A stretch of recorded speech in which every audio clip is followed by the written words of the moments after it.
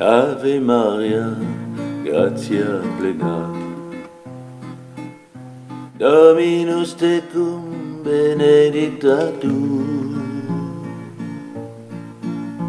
in mulieribus et benedictus,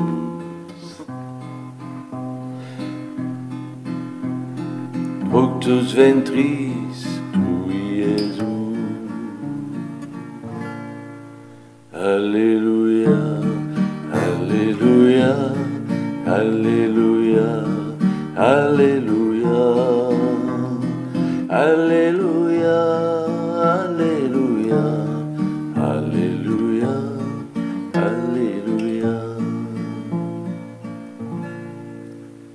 Sancta Maria, Mater Dei, ora pro nobis peccatoribus, nunc et in hora mortis nostrae.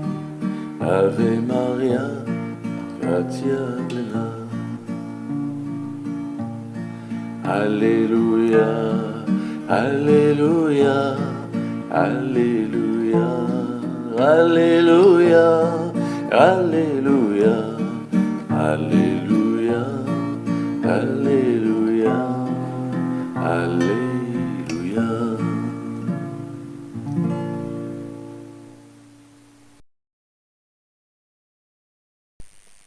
Au nom de l'amour du Père, de la paix du Fils et de la joie du Saint-Esprit, ainsi soit-il. Chers amis de la Croix-Glorieuse, aujourd'hui, 25 juin, j'ai eu envie de continuer un peu notre petite conversation hier avec le grand prophète Saint Jean-Baptiste, et qui avait bénéficié hier d'une petite allocution que je vais continuer aujourd'hui avec Marie-Madeleine, qui avait l'avantage un jour de converser avec un moine, pour ne pas le nommer, qui s'appelle Philippe de Voucou, du Buisson, qui était un gardien du sanctuaire de la Baume. Alors voilà, je laisse la parole à Marie-Madeleine parce que c'est très beau. Alors que j'étais adulé à la cour d'Hérode, les chefs et les docteurs juifs ne pouvaient pas me sentir. Je leur faisais horreur par mon comportement de femme libre et indépendante. Pour cela, nous l'avons également vu, ils m'avaient excommunié. À la cour d'Hérode, je ne peux pas dire que j'y trouvais tout mon bonheur, car il y avait aussi des imbéciles, des ambitieux et des fats. Beaucoup de ces soirées mondaines auxquelles je participais étaient bien creuses et artificielles. Mais à certaines occasions, on y rencontrait quelques personnes agréables et intéressantes, surtout des Grecs, des officiers romains et quelques Juifs de grandes familles, pas trop à cheval sur les principes. À Tibériade, je me suis donc fait quelques très bons amis. Parmi les femmes, il faut citer en particulier Jeanne, la femme de Chouza, un ministre d'Hérode, et Suzanne. Toutes les deux, par la suite, deviendront avec moi des accompagnatrices de Jésus. Alors c'est à l'occasion d'une de ces grandes soirées du palais qu'on se mit une fois à parler de ce nouveau prophète qui avait surgi au sein du peuple d'Israël et que l'on appelait Jean le Baptiste. Une invitée déclara qu'elle l'avait vu au bord du Jourdain, au gré qui se trouve non loin de la ville de Jéricho, et par lequel sont obligés de passer tous les voyageurs et les nombreuses caravanes venant de l'Orient afin de monter ainsi à Jérusalem. Alors elle fit rire toute l'assemblée lorsqu'elle entreprit de nous décrire le personnage, une sorte de sauvage venu d'un autre monde. Il n'avait pour habit qu'une peau de bête qui recouvrait son pauvre corps extrêmement maigre. Sa chevelure et sa barbe recouvraient abondamment ses frêles épaules. On disait qu'il vivait seul dans le désert, qu'il se nourrissait de miel sauvage et de sauterelles.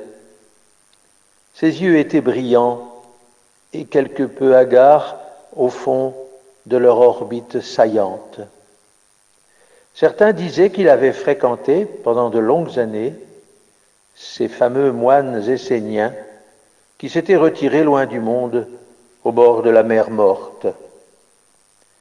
Mais malgré son apparence frêle et fragile, il avait une parole de feu. On venait tout exprès et de très loin pour entendre ses discours enflammés. Il annonçait la fin des temps et la venue du Messie de Dieu. Il fallait se convertir et changer sa vie, qui que l'on soit, homme ou femme, juif ou grec, prêtre ou laïc, croyant ou incroyant, savant ou ignorant. Le monde qui se pressait autour de lui était subjugué par sa parole, et presque tous se faisaient baptiser par lui dans le Jourdain. Bien sûr, les grands prêtres de Jérusalem, les docteurs de la loi et les scribes, inquiets de tout ce remue-ménage, avaient envoyé une délégation pour l'observer et l'interroger sur ce qu'il était, et surtout pour savoir par quelle autorité il disait et faisait tout cela. Alors, comme s'ils voyaient toute la perversité au fond de leur cœur, Jean-Baptiste les admonestait avec la plus grande vigueur, les traitant de sépulcres blanchis, d'engeance de vipères et de bien d'autres choses encore. Néanmoins, il les invitait, eux aussi, à la conversion et au baptême, comme tous les autres. Mais ils ne voulaient pas, leur cœur restait dur comme la pierre, et ils s'en retournaient à Jérusalem, rigides, fiers et méprisants. Alors à l'époque, nous ne pouvions manquer ce fameux gué au bord du Jourdain où Jean-Baptiste s'était installé pour prêcher la conversion et baptiser avec l'eau de la purification en vue du royaume messianique qu'il annonçait comme imminent. Quand nous sommes arrivés sur les lieux, il y avait une foule considérable, surtout des gens du peuple, mais aussi des marchands, des paysans, des artisans, beaucoup de malades et d'handicapés, et même des soldats romains. Certains étaient venus tout exprès de Jérusalem et des environs. D'autres n'étaient que de passage, se rendant à Jérusalem pour la Pâque, accompagnés de leur agneau rituel. Jean, revêtu de sa peau de bête, se tenait sur la berge et versait de l'eau qu'il puisait dans le Jourdain avec une sorte de coquille. Il la versait sur tous ceux et celles qui se présentaient à lui après être rentrés dans les eaux du fleuve jusqu'au mi-corps. C'était un très long et défilé, silencieux et grave. L'on n'entendait que Jean, murmurant quelques prières, au moment où il versait l'eau sur la tête du pénitent. Et soudain, le Baptiste s'arrêta, et fixant quelqu'un dans la foule, il se mit à déclarer haut et fort : « Le voici l'agneau de Dieu, celui qui enlève le péché du monde. C'est de lui que j'ai dit : il vient après moi un homme qui est passé devant moi, parce que avant moi, il était. » Tout le monde se tourna alors pour essayer de distinguer celui qu'il désignait ainsi. L'homme s'avança et s'approcha de Jean, qui l'embrassa simplement et affectueusement. Ils semblaient se connaître l'un et l'autre. J'appris plus tard qu'ils étaient cousins et du même âge. Mais pour l'instant, je fixais avec davantage d'attention l'homme qui se présentait et que Jean, manifestement, désignait à la foule comme étant le Messie d'Israël. L'homme était grand et beau, mais je fus surtout bouleversé par la beauté de son visage et de son regard.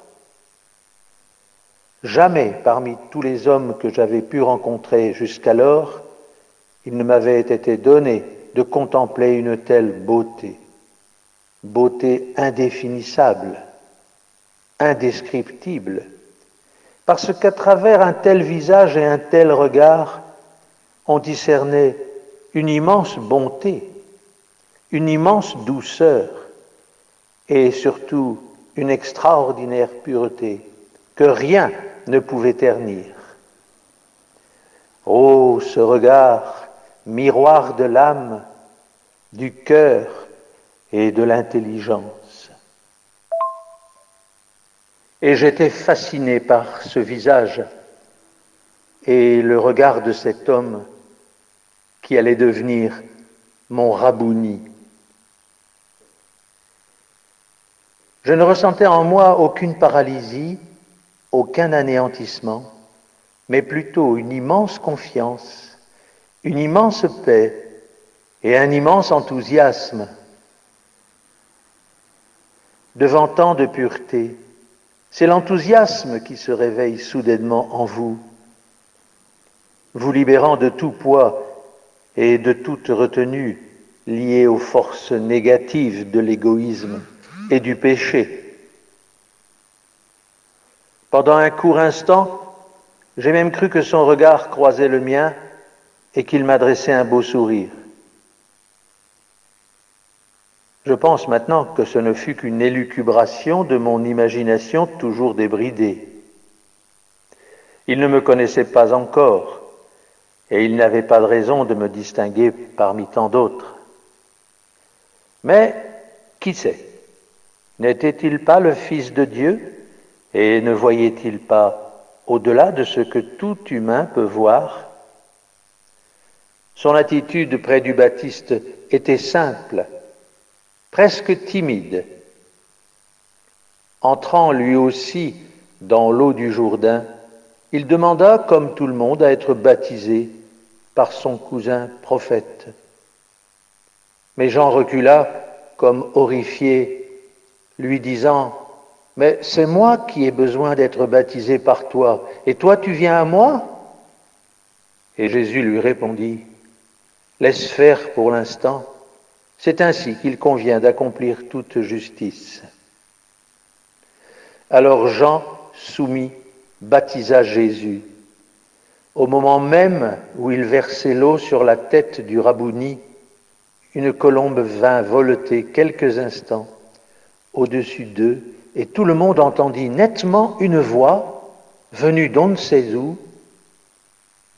qui déclarait « Celui-ci est mon fils bien-aimé, qui a toute ma faveur. » Alors les assistants furent interloqués pendant quelques instants, mais Jésus, ayant repris ses affaires, embrassa Jean, le quitta et se perdit dans la foule, le plus simplement du monde. Tout cela s'était passé très vite, mais je sentais désormais que quelque chose de capital s'était gravé en moi et que je n'oublierais plus jamais cette scène, surtout le visage unique et merveilleux de cet homme. Je ressentais qu'un signe d'origine divine m'avait été adressé et que ma vie ne pourrait plus être comme auparavant. Qui était donc cet homme que le Baptiste venait de désigner comme étant le Messie d'Israël. Le rencontrerai-je un jour? Je ne pouvais pas le savoir. Alors, chers amis, j'ai voulu vous raconter aujourd'hui, très simplement, ce que Sainte Marie-Madeleine, dont nous connaissons tous l'histoire, a éprouvé le premier jour de sa rencontre, non seulement avec Saint Jean-Baptiste, mais aussi avec notre Seigneur Jésus-Christ. Voilà, et je vous souhaite une bonne célébration. Amen.